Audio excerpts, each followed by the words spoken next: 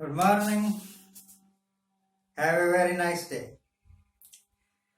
कई बार क्या होता है कि हम खुश फहमी में जीते हैं। खुश फहमी यानी कि सब कुछ अच्छा ही अच्छा होने वाला है, कुछ बुरे की उम्मीद ही नहीं रखते। हालात ये है कि कांग्रेस वाले अभी 2-4 दिन पहले तक एक ऐसा नाविक ढूंढ रहे थे जो उनकी नैया को पार लगा दे। पता नहीं भैया उसका नाम पीके था क्या टीके था, परंतु बाद में पीके या डीके साहब ने इंटरव्यू दिया टीवी में और वो मैंने भी सुन लिया। कहने लगा कि मैं खुद कुछ करूंगा, कांग्रेस को मेरी जरूरत नहीं है। यानी जितनी की तवक्को उसने की थी कि कांग्रेस से मुझे फायदा मिलेगा या लाभ मिलेगा, उतना लाभ उसको मिलता हुआ नजर नहीं आया होगा, इस करके वो पीछे हट गया। और कांग्रेस वालों ने सोचा होगा कि यह कोई जादूगर है, अगर आ गया तो हम कामयाब हो जाएंगे। कोई जादूगर नहीं है, किसी के पास कोई जादूगर नहीं है। कांग्रेस वालों, आपको समझ होनी चाहिए कि बीजेपी वालों ने आपका मुंह बंद कर दिया। हमारे मोहल्ले में एक ताऊ जी रहते थे, बाबा बाबा सारे कहते थे उसको।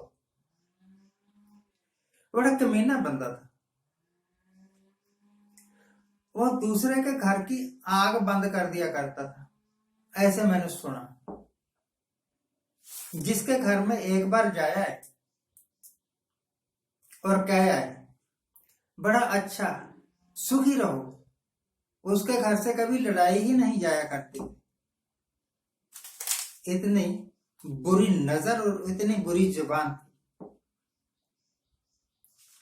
अब देखिए बीजेपी वाले कुछ भी ऊट पटांग घंट शंट बोलते रहते हैं, कभी सोनिया गांधी के बारे में, कभी कांग्रेस के बारे में, कभी नेहरू के बारे में, और राहुल के गांधी के बारे में तो बोलते ही रहते हैं। और एक नहीं, पूरी की पूरी टीम बोलती है। उनके पास एक ट्रोल सेना है, सारे ही बोलते हैं। और कांग्रेस के पास इसका कोई तोड़ नहीं है, कांग्रेस वाले चुप करके बैठ जाते हैं। यानी जादू बीजेपी वालों के पास है।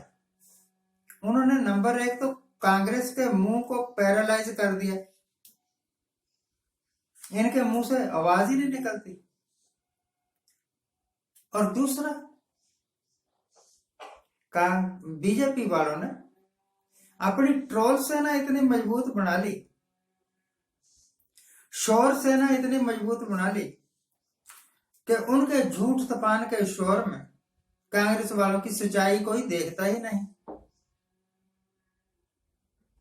इस करके आजकल हालत यह है, मैं सवेरे एक पोस्ट देख रहा था, मेरे एक मित्र तो नहीं कह सकते, फेसबुक पर जुड़े हुए हैं, मुकेश, पता नहीं मुकेश करके कुछ नाम है उनका। हमारे मेरे गांव के पास ही एक गांव है, ईसपुर नाम का गांव है, वहां के रहने वाले हैं, पक्के कांग्रेसी। उन्होंने पोस्ट लिखी, कहने लगे कि इस बार कांग्रेस की निश्चय ही विजय होगी। सभी कांग्रेस जनों को बधाई। और मैंने कहा, मूर्खो, सपनों की दुनिया में रहना छोड़ो, हकीकत पर जब आओगे ना, तो ऊपर का धरती के जो बिखरे हुए कंकर पत्थर है ना, वो आपके पैरों में चुभेंगे और आप लहूलुहान हो जाएंगे। बीजेपी वालों ने, कांग्रेस वालों, आपके रास्ते इतने कठिन कर दिए हैं। खुद तो बीजेपी वालों से कुछ हुआ नहीं, कुछ कर नहीं सके, कुछ करेंगे भी नहीं, क्योंकि उनकी अपनी ही डिमांड्स बहुत ज्यादा है। पहले वो अपने घर भरेंगे कभी, तभी दूसरों को कुछ लाभ देंगे, फायदा देंगे। और दूसरा बात यह है कि बीजेपी वालों ने पब्लिक को इस तरीके से सम्मोहित कर लिया है अपनी बातों से कि चाहे वो गलती ही बोले, पब्लिक कहती है नहीं ये ठीक है। और जहां तक कांग्रेस का सवाल है, चाहे सेंटर वाली कांग्रेस हो चाहे प्रदेश वाली, ये तो आपस में ही लड़ लड़ के, भेड़ भेड़ के मर रहे हैं। एक सोचता है कि मैं बन जाऊं इस बार सीएम, दूसरा सोचता है कि मैं बन जाऊं इस बार सीएम। ये पिछला इलेक्शन जो हुआ ना, उसमें कांग्रेस के जीतने के चांसेस थे 99.9%, परंतु बुड्ढा अड़ गया, वीरभद्र सिंह अड़ गया। कहने लगा कि अगर मेरे कमांड में इलेक्शन लड़ा जाए तभी मैं कांग्रेस में रहूंगा, नहीं तो मैं कांग्रेस में रहूंगा नहीं।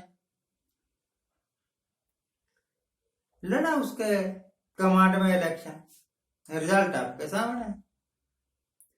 अगर बुड्ढा जिद ना करता और किसी दूसरे को आगे आने देता, कोई भी दूसरा, तो शायद ये दुर्गति ना होती।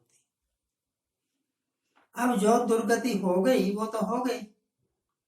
उसके बाद इन्होंने कोई काम ही नहीं किया जिससे लोगों की निगाह में कांग्रेस का अच्छा रूप आ जाए। तो सपने देखते रहो, सोनिया गांधी भी सपने देखे, राहुल गांधी भी सपने देखे। एक माझी तलाश करते रहो जो आपकी नाव को किनारे लगा दे, मझधार में डूबती हुई नाव को। कोई माझी नहीं आएगा। सपने बेशक देखते रहो, कोई कामयाबी नहीं मिलेगी, क्योंकि आपकी सोच गलत है, आपकी नीतियां गलत है। अगर जीतना है, अगर आप चाहते हो कि आप देश की सेवा करो, तो अपने इर्द गिर्द जितने भी स्वार्थी तत्व है उनको भगा दो, फिर मेहनत करो। शायद पब्लिक की निगाह में आप चढ़ जाए और वो भगवान, वो अल्लाह, वो वाहेगुरु जिसके सिर पर ताज रखेगा, राजा तो वही बनेगा। बाकी तो जूतियां रगड़ते रहो। आज के लिए इतना ही। आज जिनका जन्मदिन है उनको हैप्पी बर्थडे।